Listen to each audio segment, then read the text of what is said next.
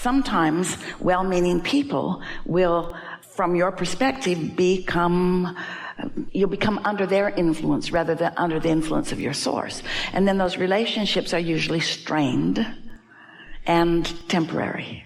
Step 5, contrast, feels like variety and choices. Step 1, contrast, feels like obstacles and discomfort. Step 5 is what your inner being feels like when you're in contrast. Step 1 is what humans usually feel like when they're not under the influence of inner being, when they're in contrast.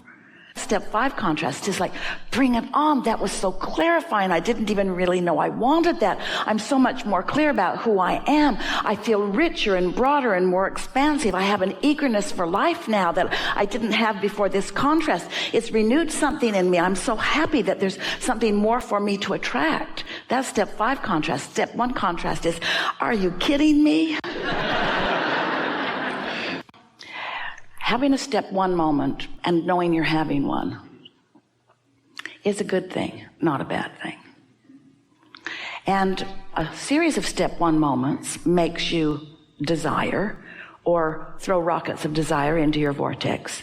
A series of step 1 moments makes you decide you're going to get out ahead of it and you're going to have more step 5 moments than step 1 moments. A series of step 1 moments makes you realize that you're taking it all too seriously. You're being too hard on yourself. And usually, if you're having a lot of step 1 moments, usually it means you're still trying to control the perspective of others, which you cannot do. You cannot control how others are viewing you. You just can't do it. And when you finally give that up, you're free. But at the heart of this is a basic belief that goes like this. Society, or segments of society, or teachers, or parents, or just humans in general, what they say to others is, you should not be selfish. And it's just such a ridiculous statement, because what they're actually saying is, it's my selfishness or yours, and I choose mine, not yours. So they're not against the concept of selfishness because they can't stop perceiving and desiring for things to please them. They're just against you getting what you want. If somebody has to win, it should be me, is what almost everybody is saying. And that competition is what's keeping most people from the joy that they deserve, because it doesn't have to be that way. From your inner being's point of view, everyone can win. You're not in competition for resources. When you pinch yourself off from resources, they didn't take them from you. You did. You just weren't under the influence of the resources. You were under the influence of the lack of the resources. And when you're under the influence of the lack of the resources, then you squabble with one another over the resources and you judge them for getting more than their fair share of a non-existent pie. But when you are consistently tuned in and you realize that the universe is yielding to whoever tunes into it, whatever they want, then you're joyful when others get what they want. Let's break this down, because this is really a leading edge conversation. This all sort of sounded like we were talking about resources, like who's getting the cars and who's getting the pies and who's getting the money. And people do squabble over that and feel jealous over that. There's nothing that makes you feel more the lack of you getting something you want than to see somebody else getting exactly what you want. Esther remembers Tracy. She was just out of high school, and she wanted a new red car. It was a beautiful, beautiful car. And she figured out how to accomplish it. She had enough earning, and they said no, no, no, no, no, no, no, no, no, no, no. And Jerry wouldn't help her, which made her really mad at him. But she figured it out, and she got her car. And the car wheels were not touching the road for a long time. The car just hovered just above the road. She was so happy in that car. And one day she went back to her apartment in San Antonio, and she called her mother crying because there was a man eating out of the dumpster in her parking lot. And she felt so bad that she had this beautiful car and he was eating out of the dumpster. And Esther said, well, honey, do you think if you didn't have that car that he wouldn't be eating out of the dumpster? And she said, oh, yeah, they're not related, are they? Because the abundance is streaming down, and people are letting it in or not letting it in.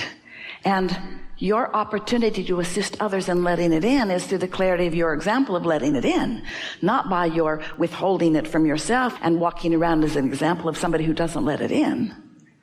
And so it sounds like we're talking about the competition for the stuff. And to some extent we are, because there is no competition. But what we're really talking about is, am I under the influence of source, or am I under the influence of something else? Am I allowing what's in my vortex to flow with ease into my experience, or am I blocking it off and preventing it from coming because of beliefs that I am holding that just aren't letting it in?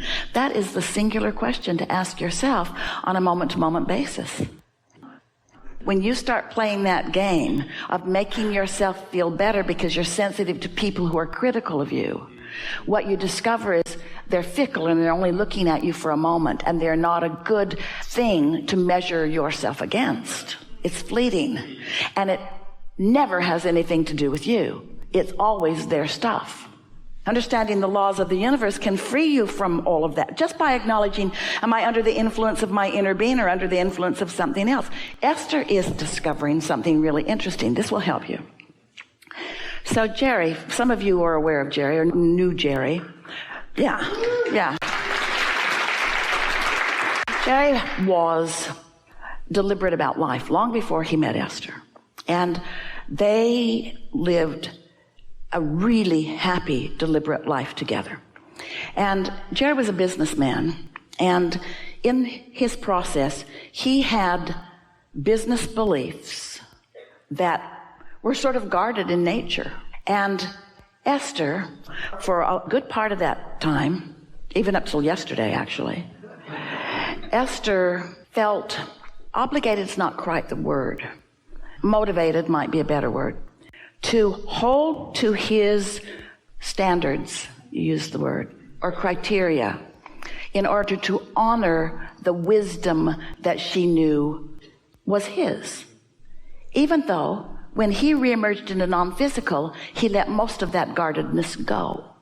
So now Esther's honoring who he was, not who he is. Isn't that interesting? Yeah. That'll twist your brain into a little knot. So what we're talking about is the continuum. You see, you have in your vibration some of your parents' vibration and their parents' vibration and their parents' vibration. There are all those things you learned in school and all those things you learned from everybody. But everything that you learned and everything that you keep active, a belief is just a thought you continue to keep active. Everything that you keep active is playing against who you really are and what you really know and what your inner being, or in this case, in this example, what Jerry is knowing. And so you have all kinds of unnecessary hang-ups because you learned them from people who were not under the influence of source, who were having a hard time. So much of what society believes is the right or wrong way to behave is from a guarded stance that has never served anyone. And then most of you just spend your lifetime after lifetime, squabbling over the rules that you have devised that never served anyone. And so many feeling not free, and then blaming the rules or blaming each other for not feeling free. When your freedom is in your hands, it's as simple as choosing this rather than this, choosing to be under this influence rather than that influence. We had a conversation at the beginning today about goal setting, or the difference between being motivated or inspired. People around you are wanting to motivate you to do it the way they would like you to do it because they've really put their foot down. And what I say goes. And at some point, you're still going to be having a good time and I'm going to be over it. So you need to just know that while you're still wanting more, I'm going to have had enough, and you need to do what I say, which means you're going to bring your desire to a screeching halt, and you're going to replace that desire with obedience. Got that?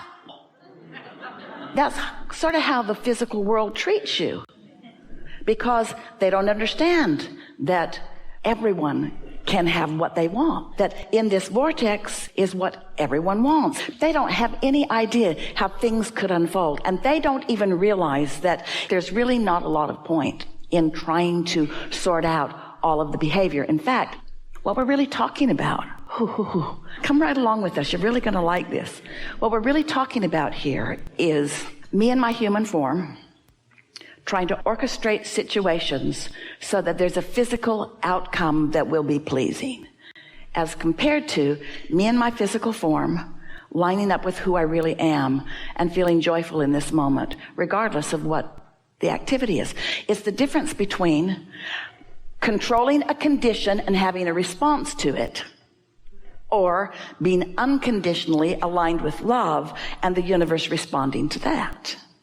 It's the difference between having a knee-jerk response to something that's happening and being under the influence of source and controlling the response. Can you hear the difference? It's like you've decided that you're going to vacuum your beautiful floor, but you're going to skip a step. You're not going to plug the vacuum cleaner in because the plug's way over there, the cord's long and awkward, so you're just going to skip that step. So you just move the vacuum all around on the floor. Get under everything. If there are rugs, you leave tracks on them.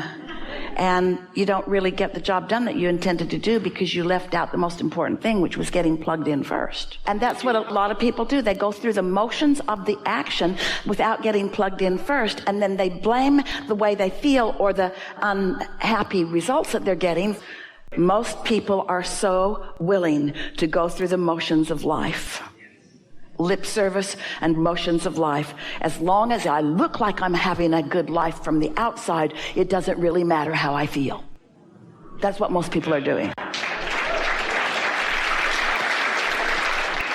Only thing that matters is how you feel, because you're an extension of source energy. And source energy is joyful. And when you are not letting yourself be an extension of source energy, then you are not who you are. We want you to just start asking yourself, as this occurred to me, under what influence was I? So how do any of you know that when you're having a step one moment that you weren't receiving inspiration from source to go put your finger on a question so that you could cause a solution to occur? Isn't that what expansion and evolution is all about? Why are you so quick to condemn yourself when you've got a question? Why do you only praise yourself when you have answers? Why do you condemn yourselves when you have a problem? Don't you need a problem before you can have a solution? And isn't the solution motion forward? Yeah. It's the setup, isn't it? Don't you have to have some experience to stimulate? You know what you've come round to? Something that we haven't talked about today, that we always talk about, and we haven't talked about today, but we always talk about it. But we haven't talked about it today. And we want to talk about it today, but we haven't talked about it today. It's a really important thing that we haven't talked about today until just now. And that is the only place that satisfaction comes from is having a desire that you're moving in the direction of. That's what pathos is in art, isn't it? Is stimulating a question and then supplying the answer. Isn't that what makes for satisfaction? And aren't the most unsatisfying movies or plays or books those that just stir up all the questions and then leave you hanging for you to make it up? Sometimes Esther watches a movie, and when the music changes and she knows that it's going south, she leaves. She doesn't stay there. She just stays for the good stuff, so she can write her own happy ending. Because there always can be a happy ending. There always is a happy ending. There always is. And they lived happily ever now. Let your books end that way. Not, and they lived happily ever after, out there in who knows when, and they lived happily ever now. Lovely. Really good. Really good.